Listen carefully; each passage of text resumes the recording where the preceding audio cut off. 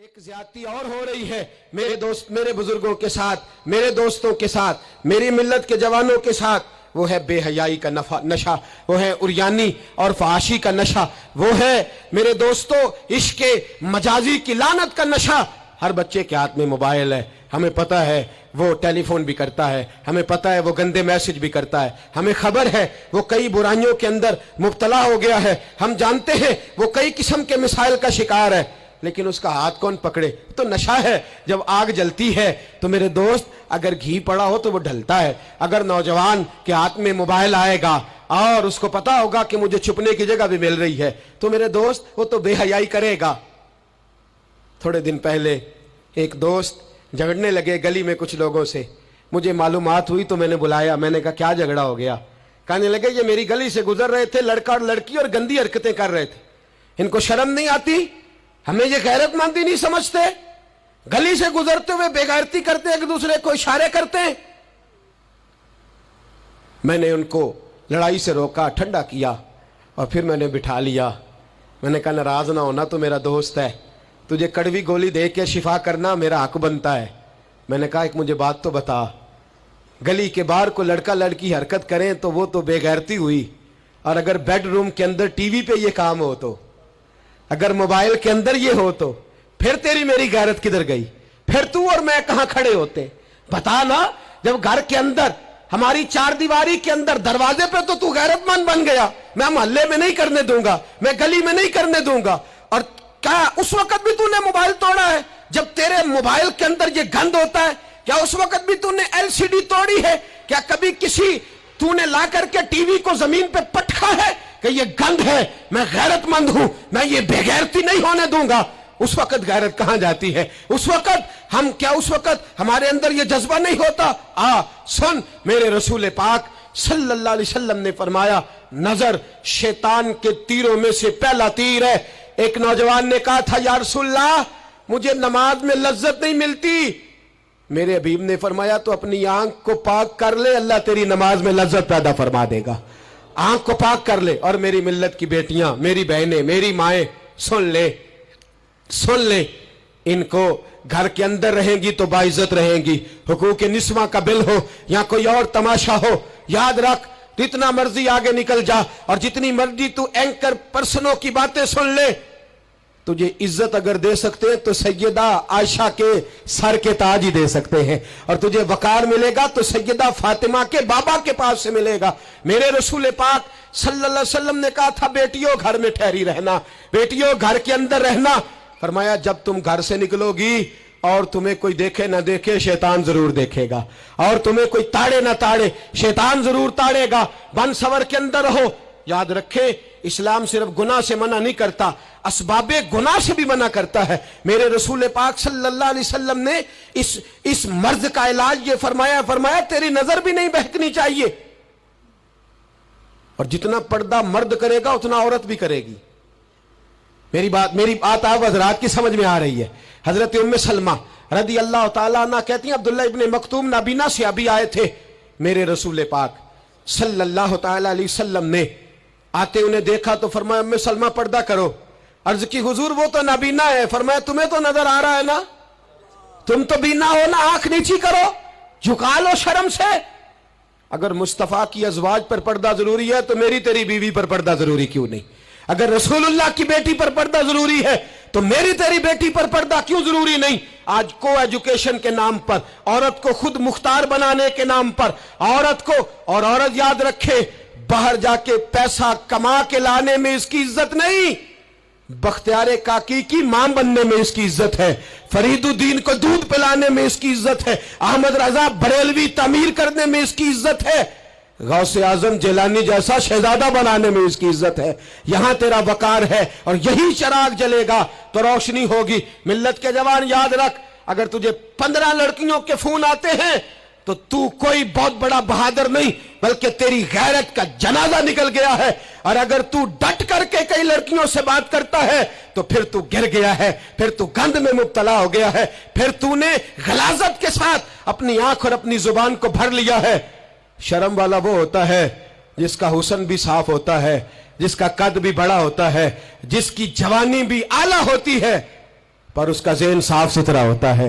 वो मिल्लत की हर बेटी को बेटी समझता है, हर बहन को बहन समझता है। हर पाक दामन औरत के साथ जब वो देखता है तो उसे मां की नजर से देखता है।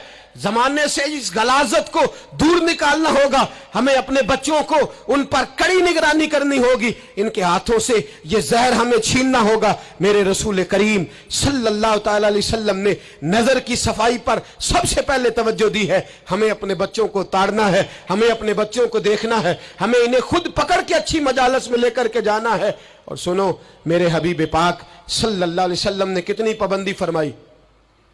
कोई मौलवी हो, कोई पीर हो, कोई फकीर हो, कोई दरवेश हो, कोई दरबार का सज्जादा हो, कोई किसी जगह बैठने वाला हो, किसी को भी औरत के साथ तन्हा रहने की इजाजत, सारे बोलिए इजाजत, किसी को भी औरत के साथ तन्हा रहने की इजाजत बिल्कुल नहीं है, कतन नहीं है। मेरे नबी करीम सल्लल्लाहु अलैहि वसल्लम ने फरमाया जहां मर्द और औरत इकट्ठे होंगे तीसरा शैतान होगा। इब्ने हजर कहते हैं, एक सहाबी ने अर्ज की, हुजूर अगर वो दोनों नेक हो, अगर दोनों नेक हो तो मेरे हबीब पाक सल्लल्लाहु अलैहि वसल्लम ने फरमाया याह्या के बेटे जकरिया भी हो और ईसा की वालदा मरियम भी हो, तो फिर भी मैं दोनों को अकेले रहने की इजाजत नहीं देता। जब उनको इजाजत नहीं है, जब उनको इजाजत नहीं है तो बाकी कोई किस खाते में है।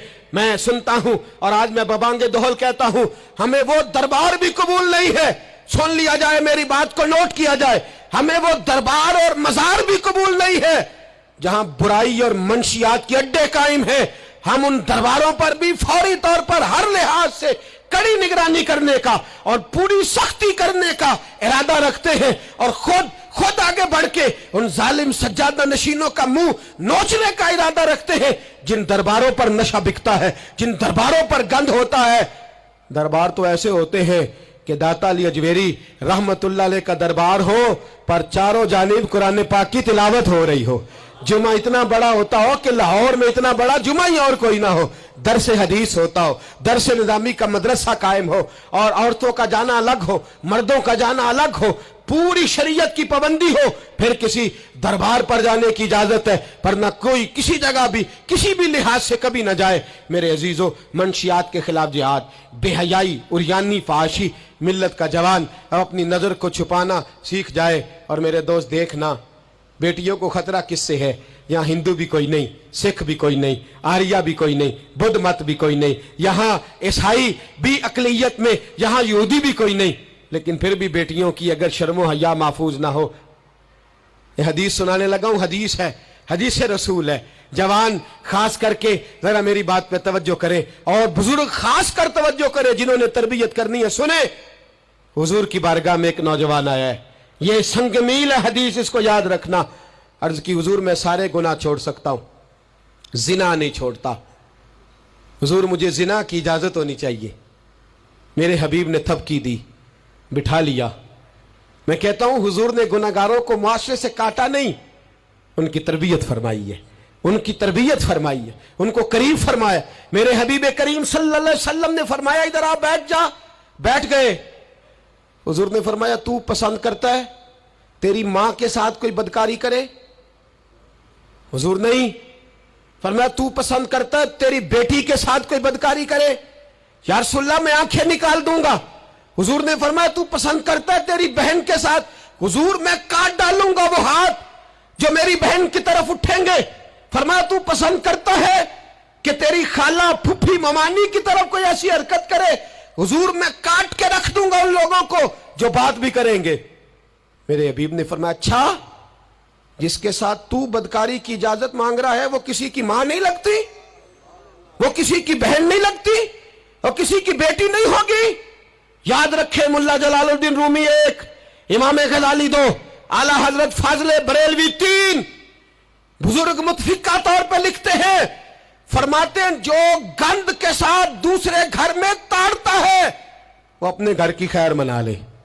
जो गंदी नजर दूसरों पर रखता है वो अपने घर की खैर मना ले, इसलिए कि जो जुर्म वो किसी के खाते में डालेगा वो सजा बन के उसके घर की तरफ लौटा दिया जाएगा।